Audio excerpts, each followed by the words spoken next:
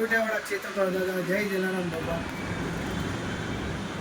આ વિડીયો બનાવવાનો હેતુ કે મારા સંગીત મિત્રોને માલુમ થાય, કોઈ યુટ્યુબ ઉપર કોઈ ફેસબુક ઉપર આ વિડીયોનો કોઈ ચર્ચા થઈ નથી, પણ આજે એક હેલ્પરૂપ તરીકે આજે હું આવ્યો છું સીમા હોલની સામે પ્રહલાદનગર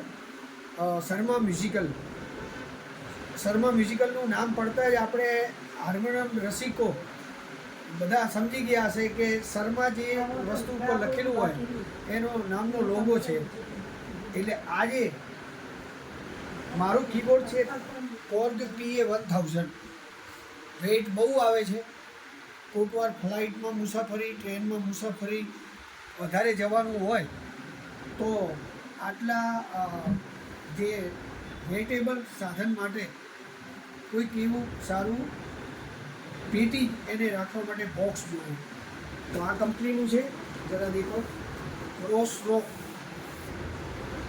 જે માત્ર ને માત્ર કીબોર્ડ માટે બે પેટી બનાવે છે, એક 88 કી અને એક 61 કી।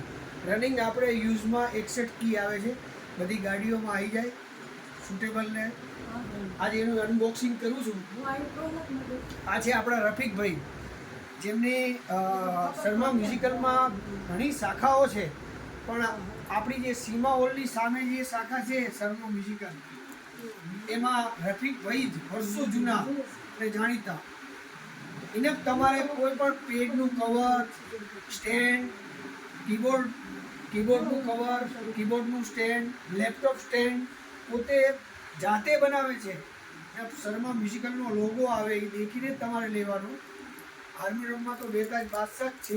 તો આજે હું મારું ડ્રીમ પૂરું કરવા જઈ રહ્યો છું, આજે એનું અનબોક્સિંગ કરવા જઈ રહ્યો છું।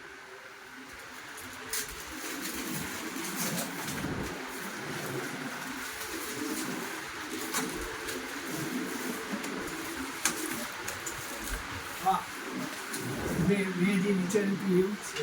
દેખો, તમને કહી દઉં, મારું જે ડ્રીમ હતું એ ખરેખર મને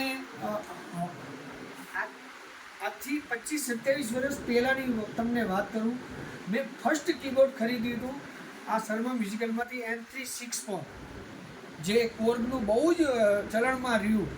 અત્યારે જો કે બંધ થઈ ગયા છે, પણ આજે મેં PA1000ની પેટી એમની જોડે મંગાવેલી છે। આની તો બહુ જ જરૂરત પડે છે।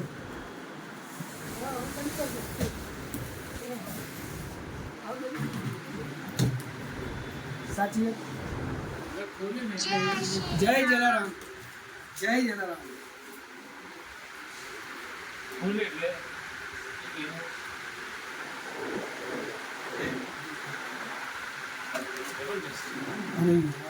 બહુ બેસ્ટ, વાહ। હા તો વાહ, માતા પિતાના અને જલારામ બાપાના આશીર્વાદ, ખરેખર જલારામ બાપાના આશીર્વાદથી હું આ લઈ રહ્યો છું। હવે આપણા વિજય મ્યુઝિકલ ગ્રુપમાં